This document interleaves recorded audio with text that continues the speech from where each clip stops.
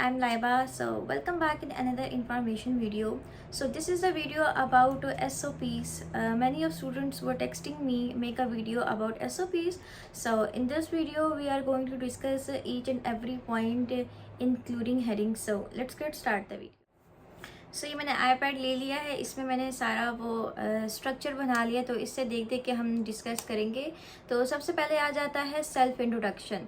अपना आपने self introduction बताना है। इसमें फर्स्ट तो लाइन आपकी आती है कि अपना नाम बताना है, आपने अपनी एज बतानी है, एंड देन आपने अपनी कंट्री के बारे में बताना है कि I am from Pakistan, I am from India, I am from Nepal, जो भी आपकी कंट्री, ठीक है।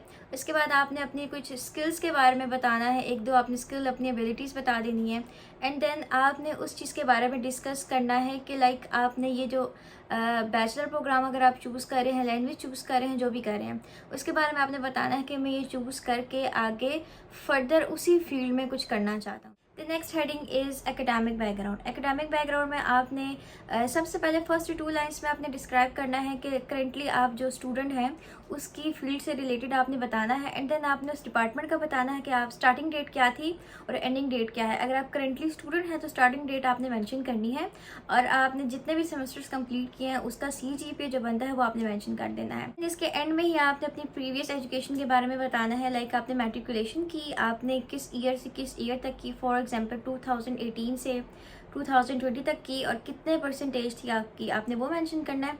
एंड देन आपने नीचे लिखना है इंटरमीडिएट का सेम उसी तरह जिस तरह आपने ऊपर लिखा कि इस सन से इस सन तक आपने 2 इयर्स का होता है, 2 इयर्स में आपने कंप्लीट किया और इसमें आपकी इतनी परसेंट। देन आ जाता है purpose of choosing this department या purpose of choosing Korean language program, purpose of choosing bachelor program. इससे रिलेटेड आपने बताना है कि आपका लाइक पर्पस क्या है, आपने ये डिपार्टमेंट चूज़ किया, तो उसके बारे में आप थोड़ा सा बता देना है कि लाइक अगर आप कोरियन लैंग्वेज के लिए अप्लाई कर रहे हैं तो आपने कोरियन लैंग्वेज के बारे में बताना है थोड़ा सा कि after completing my Korean language programme या बैचलर प्रोग्राम, उससे नेक्स्ट डिग्री आप करना चाहते हैं। लैंग्वेज का थोड़ा सा डिफरेंस हो जाता है कि लाइक आपने चूज़ किया है, लैंग्वेज प्रोग्राम को चूज़ किया है, वो इसलिए किया है क्योंकि कोरिया में एक लैंग्वेज बैरियर है। विदाउट लैंग्वेज के आपके लिए कम्युनिकेट करना बहुत ज़्यादा मुश्किल हो जाता है, तो इसके लिए ज़रूरी है कि आप अपनी फ्यूचर में स्टडीज़ करना चाहते हैं कोरिया में, तो उसके लिए ज़रूरी है कि आपको कोरियन लैंग्वेज आना ज़रूरी है बहुत ज़्यादा।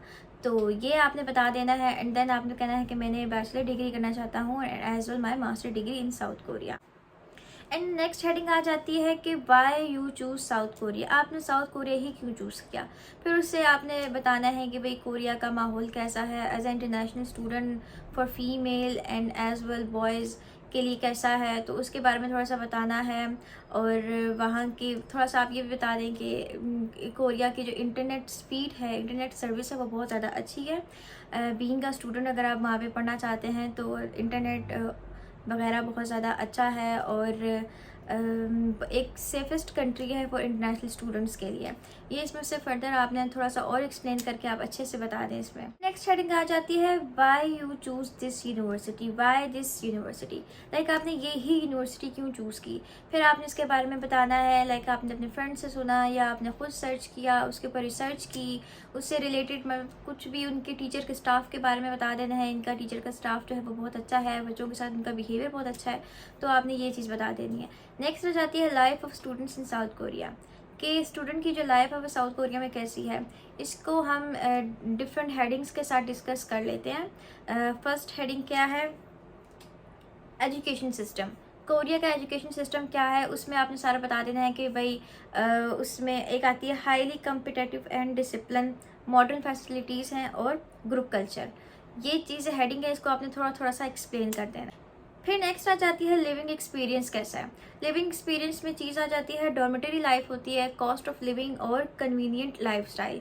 इसको भी आपने थोड़ा थोड़ा सा मतलब लाइक एक लाइन में एक्सप्लेन कर देना है। एंड देन आ जाता है लैंग्वेज बैरियर। लैंग्वेज बैरियर में आपने बताना है कोरियन एसेंशियल है, language classes, like language barrier कैसा है और उस लैंग्वेज बैरियर को आप ख़त्म कैसे कर सकते हैं। डेफिनेटली जब आपको कोरियन लैंग्वेज आएगी तो कोई कोरियन लैंग्वेज बैरियर नहीं होगा। और सबसे एंड में आपने बताना है आपके फ्यूचर गोल्स क्या है। फ्यूचर गोल्स में कभी भी ये नहीं लिखना कि after completing my language program, bachelor degree, master degree, PhD degree, कि मैं कोरिया में ही रहकर यहीं पे ही अपना काम स्टार्ट करूँगी या करूँगा। आपने लिखना है after completing my degrees I want to go back my home country.